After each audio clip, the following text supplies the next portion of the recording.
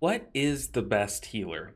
A lot of you guys probably just answered that question and said Oracle, Disc Priest. I'm sure most of you did. But let me ask a different question. What makes the best healer? Now, that's where we probably all draw our own lines, draw our own conclusions, and have different answers. And that's kind of what we're going to be talking about in today's video. I don't normally make videos like this. You guys, if you watch me, you know I love when there's meta diversity. I love that each healer gets its own time in the spotlight. I love when there's one thing that's better than the rest, and I'm normally all about it. But what is making the best healer right now the best healer, I think, is currently breaking the game for the rest of the healers. Now, the most common answer to that question that I just asked, what makes the best healer the best healer, is probably like, oh, well, the best healer is the one that does the most healing, or that heals the best, or that has the best healing profile, something around healing, because that's what us healers do. But Blizzard looks at the healer role very differently, and up until they introduced Augmentation Evoker in a support spec or a support class or a support role, I'm sorry, they look at it more as the support role, and you can see that in like every other game they make it the support role, and they really do try to like draw that wedge, like, hey, yeah, these support roles heal, but they're there to support what the other group is doing. And now with WoW, we have a completely different role in support than we do healer. So now there is that line between the two. So then that further should drive home that the best healer, what makes the top healer, is the one that can heal the best. And in season 1 of the War Within, that was Voidweaver Disc Priest. If you guys remember, Voidweaver Disc Priest had its time in the light.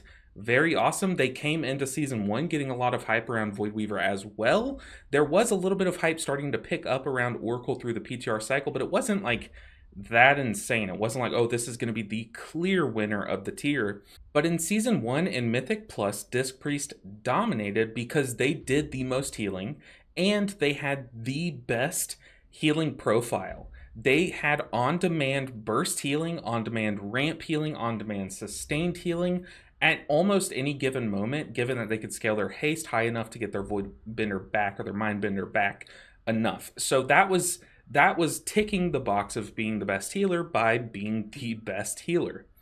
In season 2, we're seeing a different story. And once again, if you're playing Disc Priest and enjoying it, I'm so sorry.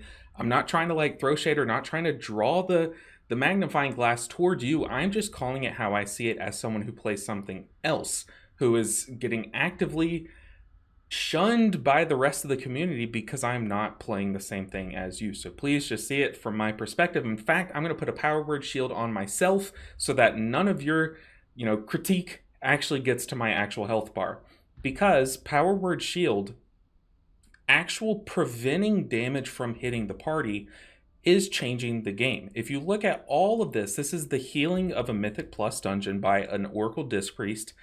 And you look at the actual amount of healing done. And I know that all of this is under the source of healing done, but think of it like, how much did the Disc Priest bring a low health bar up in the right direction? What did they do to move the actual health number of this ally? So there's some penance healing, there's atonements healing, there's like flash healing. There are sources of healing that actually move the total health number of the ally up. That's healing. The rest is effective mitigation. It's preventing damage from actually touching your ally's health bar. Yes, if a big slam goes all the way through your shield, it will affect the health bar. But for the most part, a lot of this damage is not moving that ally's health bar down at all. Because Powerword Shield is on the ally. Giant shields. And we'll look at how big you can get the shields here soon. Divine Aegis, or Aegis, however you say this word, direct critical heals create a shield. And look, this number, it's not that insane, but it really adds up over a dungeon. 325 million damage just didn't touch a health bar because of your just critical healing. There's also more. You have Premonition of, where is it? Premonition of Solace, a giant shield that you can put on someone like once every, so often because it cycles with your premonitions. All of these sources are shields. And when you look from the lens, like most of the people that watch me, most of the people that are going to see this video are healer players. Like I play Mistweaver, one of you might play Resto Druid, one of you might play Preservation Evoker, I don't know, but we're all healers. But let's put on our DPS caps. I know we all just lost a bunch of IQ, but put on your DPS cap and think from the lens of a DPS player. You're going through a dungeon. In scenario A, you have an Oracle Disc Priest. In scenario B, you have, I don't know, any other healer, a Resto Druid. In both scenarios, you get the Cinder Brew dot on you from the first boss. The first boss picks you as one of the two targets as your DPS. Remember, we're in DPS mode. You get one of the dots on you. In scenario A, you had the Disc Priest, and that dot makes it through its full duration, and your health bar never goes below 70% because it first has to tick through the shield, then it has to tick through another shield, and then they flash heal you, and that's that, right? It had to make it through, like, it had to burn, melt, churn through 2 different shields. Scenario B, you have a Resto Druid. They first have to move their Life Bloom to you. They then have to cast Wild Growth. They then have to cast Regrowth number 1. Then they have time to put a Rejuve on you. They then have to Regrowth number 2 on you. They have to Swiftmend the other person. Regrowth them. All the while, your health bar is going down to like 30%, jumping up to full. Going down to 20%, jumping up to full. Like, your health bar, you as the player, you're seeing this in your DPS brain as, oh crap, I'm dying. I am dying. Whereas the other one, you're like, I am so safe. So already, when you have a healing profile like this, when you have a build that facilitates this style of, quote, healing, or I'm going to call it supporting, it creates this community perception that already favors one way. Now, picture a world where Oracle Disc Priest was about half as strong as it is right now. Obviously, in that world, people would not feel as safe versus these mechanics because their health would drop down lower because those shields would be halved, yada yada. But right now, Disc Priest is the top. They can provide the most amount of support to your health bars, and that support is not in the form of healing, it's mostly in the form of shielding. And when you couple that effect of how they are preventing damage from actually hitting your health bar with shields, couple that with the actual mitigation that they apply. See, shielding, I call it effective mitigation, because if you have 100% of your health bar and you take 100% of your life as damage, you're dead. You're at 0%. But if you have a 25% mitigation and you get 100% of your health bar as damage, you survive at 25%. If you have a shield that's 25% of your health, you survive at 25%. It is effective mitigation because it's not doing what the definition of mitigation says. Like, mitigation is actually reducing the number that hits you. That's what defensives and armor and all that stuff do in video games. But shielding is effective mitigation because it is effectively altering your health total after the damage hits you, because the shield sponges up some of that damage. So hopefully that makes sense. But they actually do have, also on top of this, they have the most mitigation, like flat mitigation. So I'm sure you guys have heard all of this before, but seeing it all here is like mind-blowing. Seeing this log, like seeing any Disc Priest log, like when I actually started diving into logs, I was like, what am I looking at? This shielding is ridiculous. Then you read the build and read all the talents. It's like, it's not, now I get it. I don't blame these DPS people for making me sit in queue for a key I've already timed for 2 hours to get into a group because I'm not playing Oracle Disc Priest. I don't blame these people because they have Powerword Barrier. Look, they've had this for a long time. It's always been strong. But when you couple this with the shielding, all of the mitigation with the shielding, all of this comes together to make a support role, not a healer. It's a support style healer, and it's just not okay. And I'll kind of get to that, why I keep drawing that parallel between support and what Oracle Disc Priest is doing, but they have Powerword Barrier. This is a 3-minute cooldown. It prevents 20% of all the damage that's going to hit your party for 10 seconds. You have to stand in the bubble. You guys know Dome. This is Barrier.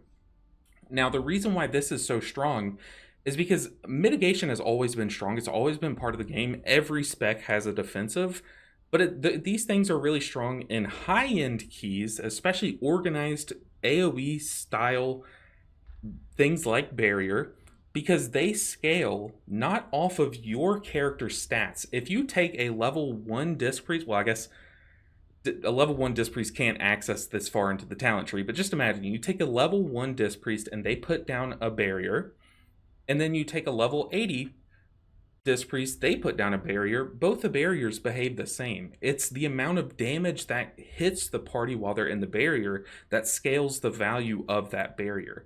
So all of a sudden, the number that tweaks the power of Powerword Barrier is not the Disc Priest stats. It doesn't matter how much verse they have, how much haste they have. Instead, it's how much damage is coming in. So things like Barrier, things like defensives, the reason why they're so important in this game is because they are the limiter of what we're capable of pushing. We can only push as far as our defensives will allow. Once things start one-shotting us through our defensives, that's the theoretical maximum of how high we can push, unless we can stack more defensives on those, or shields, or something like that. So things like Powerword Barrier are essential for pushing high keys. Things like defensives, things like externals are essential for pushing high keys, because all of a sudden, as the damage amps up, as the power level of dungeons amps up, so does the power of you. And the defensives and actual mitigation is one of the only things in the game that also scales with the content that you're doing. That's why you see like Race to World First, they really maximize these things. That's why they really have to keep an eye on Disc Priest and things like Holy Paladin, because they don't want to go back to what things were like in like Shadowlands, for example, where those were the only 2 specs in the Race to World First for a while, because they just allowed mitigation to go out of control. So Barrier is one of the best ways for a group to survive a mechanic in these high-end, like crazy high-end World First keys, because they can scale everyone's survivability. And yeah, like DHs have darkness, there's AMZ, there's things like this, Zephyr, these things exist, but these AoE scalers that are modified by the damage coming in by the actual dungeon's difficulty are very strong and very hard to balance. I don't think this is an offender. This has existed in the game for a long time. However, I think the shielding definitely should be looked at once more, maybe, but pain suppression too. I think this gets overlooked a lot. Pain suppression is their external. As a Mistweaver Monk, we have Life Cocoon. It's a giant shield. It does not scale with the content. So if I'm doing like a +2, Life Cocoon's great. I slap that bad boy on a tank. The tank is immune to damage, basically. But in a +18, I put that on the tank. The enemies literally type message, like start BMing me in my chat, and then kill my tank in front of me. Whereas pain suppression, once again, it reduces damage taken by 40%. It scales off of the incoming damage, so it just gets more effective value. Yes, they're still taking more damage as those keys get higher, but this at least changes the trajectory of the graphs of the strength of the dungeons that we're taking on in high-end keys. So all of a sudden, the point I'm trying to make is like externals are very varying in strength based on how they behave. Like Life Cocoon, once again, just falls off hard. It tanks because it scales off of my stats, the tank stats, like it scales off of our stats, which are hard capped. I can only get to X item level, and that's it. But the enemies, we can try +19s, we can try +20s, we could theoretically try +40s, So these things are basically uncapped on how much value they can give you. On top of that, they don't just have 1 charge, they have 2. You guys know this. They have 2 charges of pain suppression. But on top of that, Powerword Shield, which you guys see is very core to the rotation. Yes, it does have a cooldown. but it's very core to the rotation. They are pressing this bad boy on cooldown, shaves time off of pain suppression. So not only do they get 2 charges of a 40% external, they can shave time off of its cooldown, and they also have an AoE external. And on top of that, they are slapping shields on left and right. So all of a sudden, across a dungeon, the actual damage that is hitting your health bars is so much less with this spec in the party. So once again, I don't blame DPS for waiting on this spec. I don't blame you guys for playing this spec. I mean, why wouldn't you? And I haven't even gotten into all of it yet. So they also have the talent, where is it? Lenience. Atonement reduces all damage taken by 2%. It used to be 3%. Now it's 2%. I don't know how long it's been 2%, but this has been in the game for a long time. And you're probably thinking, oh, well, their atonement healing's low. That doesn't matter. The actual healing that the atonement is doing it doesn't matter. Atonement has a very good uptime because they're taking Oracle, which has, let's see, where is it? Oracle gives extended duration to Atonement, and anytime they cast Smite, they're extending the duration of Atonement. So they have Atonement uptime. You have baseline 2% mitigation. Stack that on top of, if you need more mitigation, we got it. Stack that on top of, oh, you need more health. I got you. I will extend the power that your health allows. We got you. And all of a sudden, like, all of this is just coming together. It's just melding together to be like, it's not healing anymore. This isn't healing. This isn't Disc Priest.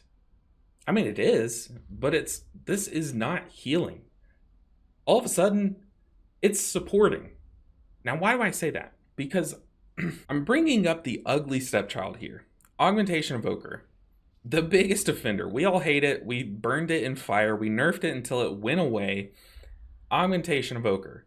Why? Why was it such an offender? What did this thing do to break the game so much? Well, it did a lot of things. One of the things is that it's the only support role, or the only support spec in the role.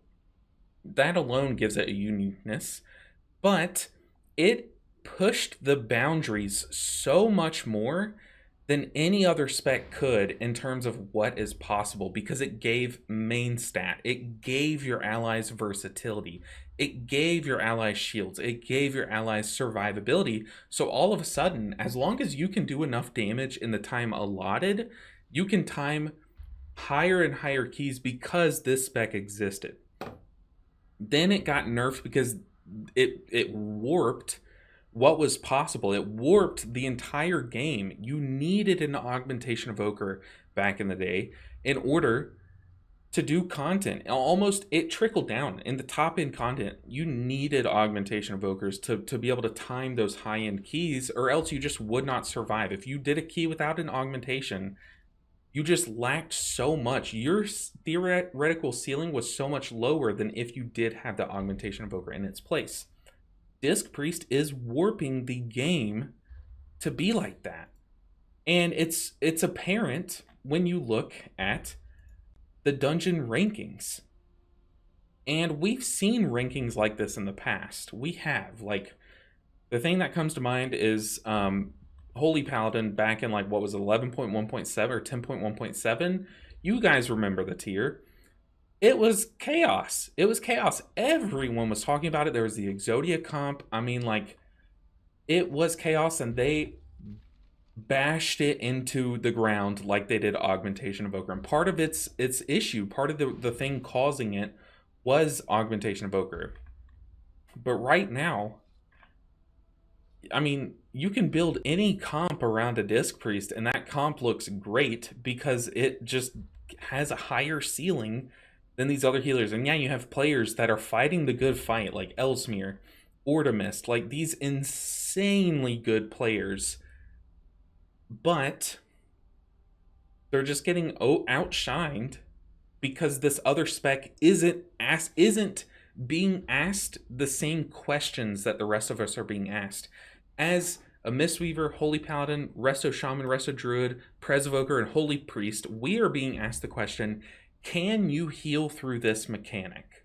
Can you heal the group and keep them alive during this mechanic. Disc Priest is currently not being asked that question as much. That question's happening kind of like very quietly in the background, but it's, hey, how much damage can you prevent? Can you prevent enough damage from killing your party? Can you get the health bar high enough from killing the party, which some of you might argue is healing, and obviously Warcraft Logs kind of does too, but it's not the same. Can you mitigate enough damage? And I don't think that's healing. I really don't. And I think that shields should exist in healer specs. I think Powerword Shield should exist in a Disc Priest spec. I really do. But I don't think that it should scale by 40%, by 20% on top of that. Like, there are so many scalers to these things. What is it? This one too? I mean, they've already, nerfed Wheel and Woe a ton, but when you stack scalers on top of each other, it can really get out of control very quickly. And when you stack all of that on top of the immense like amount of mitigation this spec just brings to the table, all of these things, even if you're an Oracle Disc Priest player, hopefully you agree with me, these things just don't lead to a healthy environment. I'm sure it's a fun time. I'm sure Oracle Disc Priest is a blast because you're getting to play a new version of healing. It's a completely different game.